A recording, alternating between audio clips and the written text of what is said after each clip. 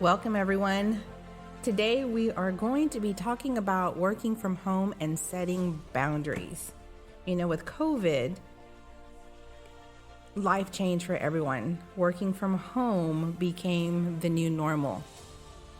However, it also created turmoil as well. I know I had this situation with me. You know, working from home, it was very difficult to set boundaries. And it was very difficult to say no. If the boss needed something 9, 10 o'clock at night, I jumped from the couch, went to the office in the home, and worked until I didn't want to work anymore. Yeah, sometimes till midnight I'd see you in your office. Just gotta kind of know when to stop. If you work from home, you gotta know when to call it a day. Make those restrictions. Yeah, you really have to set those boundaries and say, you know what, this is going to be my cutoff time. Because if you're going to work in an office and you're driving, once you get there, you clock in or your time starts, and when your time stops, you get in your car and on your way home, you decompress, you think about your day, you think about what you're going to do for dinner. Am I going to go to the gym?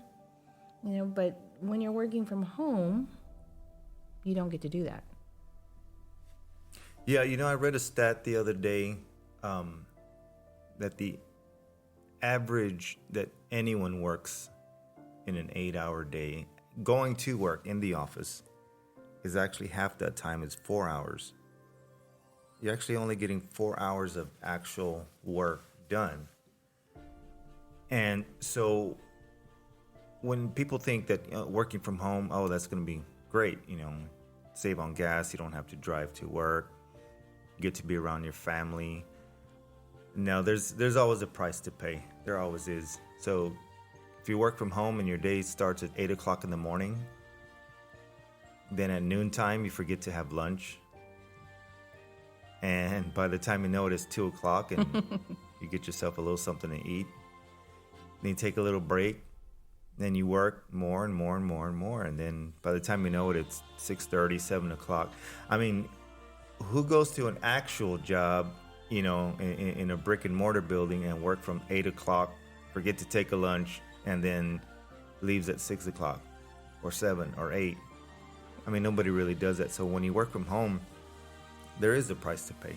There definitely is. I compare what I've done in the past to what I'm doing now. Like that question you just posed, who does that? I didn't do that. None of my staff did that. And when it was like, it's noon and it was dead silence in all the cubicles, and I'm like, where did my staff go? Oh, they went to lunch. And, they come back, they're rejuvenated, and then when it's getting ready to go home, they have conversations and they go home. But again, when you're working from home, it's not the same thing. And there are consequences to pay if you don't set those boundaries. And I can go back to the agency that I was working with prior. I wasn't setting those boundaries. Mm-hmm. And the price to pay was just, not giving full attention to us, not giving us full attention. Stress took place. I was getting tired. I was getting sick. I was putting my mental wellness to the side, and it just wasn't fair for us. So, and there was times on the weekend when you would check an email and your boss wanted you to check on something. So there you go, putting another 2 hours into the job over the weekend. Yeah, I really hated that. I really, I think back and I reflect on what I used to do, and it was like, okay, wait. We're not going to go yet. I just got an email. Or wait. I need to hurry up and finish something. And it would take away from our time of just relaxing or going to a movie or going outside, enjoying the pool or family time or just having conversation. It really took a toll. Yeah, you have to know when to cut it off. And that's when I like when we take a little time off in the afternoon and we go for a walk, or we just go outside and sit with the dogs, or just walk around the yard, or get some fresh air. That's always a good thing. And at least now, being your own boss, you're able to take a little bit more time to yourself. But on the other side of that is when you start a new business, you have to put 48 hours of work into one day. So for us, we finally take a break when it's time for dinner, and that's dinner's usually about 9 p.m., sometimes 10 o'clock. We eat, watch a little TV, and then you go to sleep, and then I go to my office and work some more till about 12:30, 1 o'clock in the morning. So, but we're building a business, and it takes a lot. It takes a lot of work. It does. It does take a lot of work. But, and being an entrepreneur, when we put in that work is going to reflect in the outcome, right? Yeah. When you're working hard for someone else who doesn't respect what you're doing for them, you just get more stressed. There you have to set more boundaries. Your self-wellness goes out the window when you are working for someone who just will take advantage of you being that workhorse, and you can't do that. You have to put yourself first. It's okay to say no. If you've heard some of our other videos that we've put out there, it's okay to say no. Think about yourself. Think about your self-wellness. Think about your mental wellness. Think about those boundaries. Think about your family. But really think about yourself. It's okay to put yourself first. It really is. Now we are entrepreneurs, and it's tough. Oh my God, it's really tough because you have to put a lot of groundwork in to start everything and get everything going. And then you have ideas. And you're like, oh God, I want to do this. I want to do that. But it's okay to take a step back. Make sure you eat lunch, right? Mm-hmm. Make sure you eat. Make sure, you go outside and smell the roses, literally. I just had lunch about an hour, about 30 minutes ago. That was like at 4:30, something like that. Yeah, you have to step away from that computer, step away from what you're doing. Set those boundaries. Yeah, you want to finish this year very strong. Working from home is not very easy. You got to set those boundaries. You got to take a step back.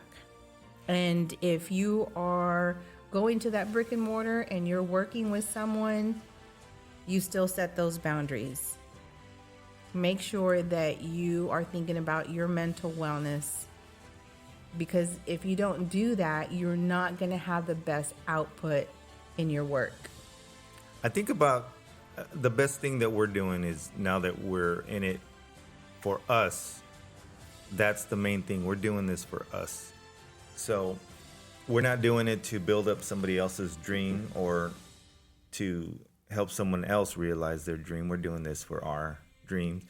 And we're doing it, we have a passion, but we also have a gift.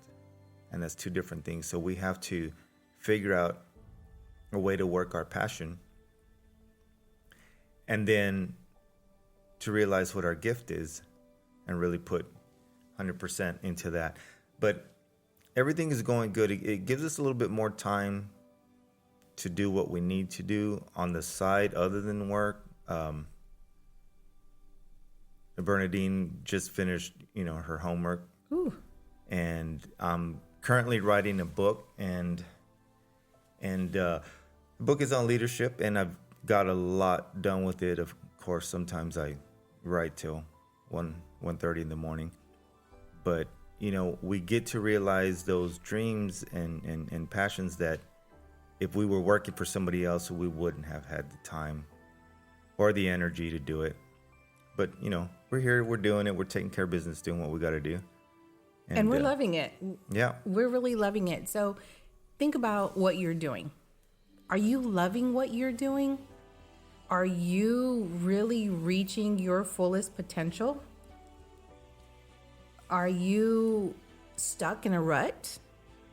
Do you need some help with trying to figure out which direction you want to go into? I'm happy to announce that one of my articles is going to be published in Emerging Leaders magazine, and it's talking about finding your potential as being a leader, and everything that you've gone through in your life those are steps towards Yep. your potential, and you can use that. You can use your story to help others. We all have stories. Now, I know we got a little bit off track here. We're talking about working from home, but working from home has enabled us to be able to help others. So if you need some assistance, if you want to know, what kind of person, do you want to be? How do you communicate?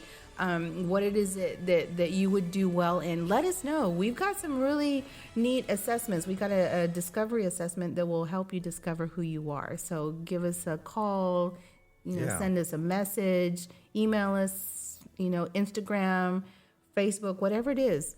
Let us know. We're here for you. Yeah, we'd be happy to help. This is what we do. This is a part of our new business, and we're happy to do it. We're following our dreams. We're hitting our goals or following our passion and realizing what our gift is. So if there's anything we can help you with, we'd love to. That's not a problem. Just contact us and we'll be here for you. We'll be glad to do what we can for you. So that is a wrap from Power Your Potential. We hope that you have a great morning, afternoon, evening, whatever it is, whenever you have time to listen to us, we are here for you. Yep. We'll talk to you again. Thanks, everybody.